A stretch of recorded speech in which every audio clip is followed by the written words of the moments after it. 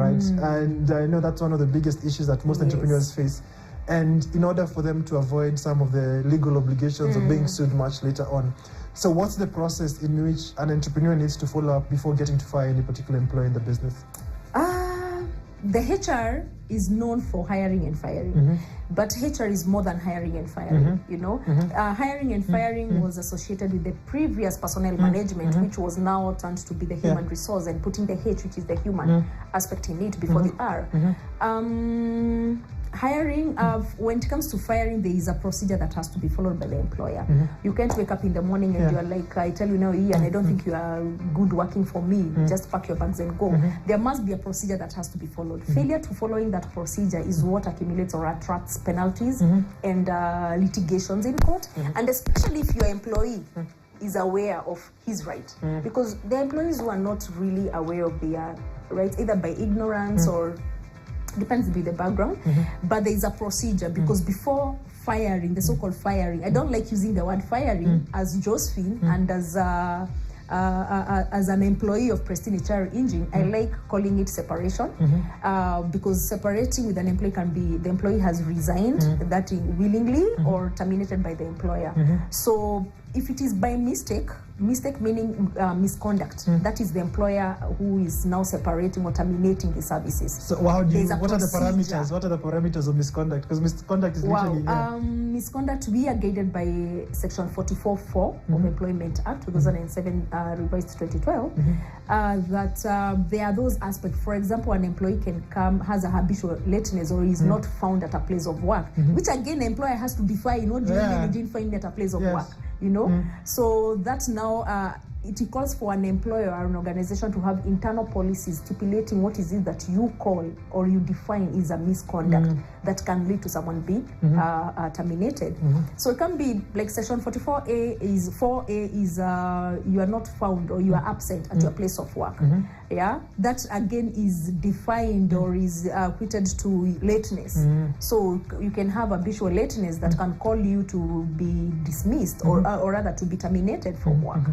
Others coming to work drunk, and again something that is really debatable is when the employee is intoxicated, So again, you can't let an employee go because he came intoxicated or he came in drunk. How do you define Because you intoxication? find an employee now, the employee gives you 10 nail and will be like, I drank yesterday at 10 p.m. That's just a smell of alcohol. But again, as an employee, you have to prove that this person was drunk. Drunk in the sense that the employee was not in a capacity to do what, to perform the duties. Maybe staggering to a point that he injured himself or herself. You must prove as to why. So it's not easy just to let go. And if you just let go an employee, that's where now you attract the litigation and the penalties and so forth, which are very expensive. Interesting. So what's the process? So I have an employee, and primarily maybe this particular employee is not suitable for my business and I want to let go. So what do I need to do as an entrepreneur? All right. Looking at the gross misconducts, that as an organization you have to stipulate what is this that you call gross, in as much as we are guided by this section 44, and also non-performance, if the employee is not performing. If the employee is not performing, when you engage at work, there is the first month that you are given to showcase yourself, the probation period. And the probation period is not only for the employee, it's both employee and employer, because the employer needs to know have I hired the right, have I hired the right talent? The employee as well has to check, is this the culture set for me? Am I comfortable and so forth? So there is that time you have to check whether the employee is really performing.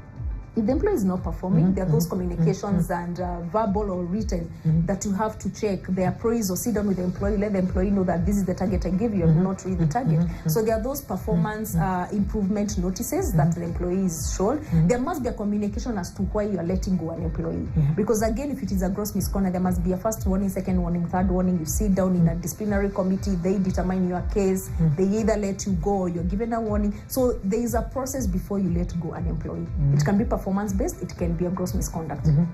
And primarily, what's it called? Because we're in an era whereby all these laws are So usually mainly not the followed. court, Yeah. just to cut Yeah. it, mainly the court Yeah. looks, they don't look at the mistake. Because you can, if there is a bad blood relationship, I don't even want you to work for me or let you go. So the court doesn't look at the mistake. It charges and look at was a procedure followed, yeah. was a procedure employed. So it's not about the mistake.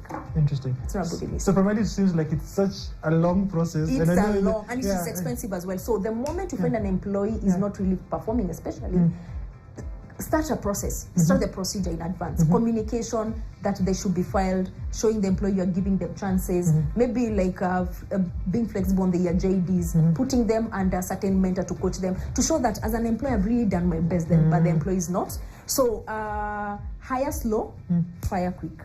Interesting. Yes. And I think that's always something that's like hiring slow. It's usually what's it called, a mantra that's always been pushed around. So when it comes to hiring, I don't know, they always say you need to have a third eye. Yes. Because there are always people who seem educated, they are always very good through the interview process. Yeah. But how do you determine if an employee is right for you? Because I think that's the biggest challenges that most entrepreneurs face. Oh, I hired this person.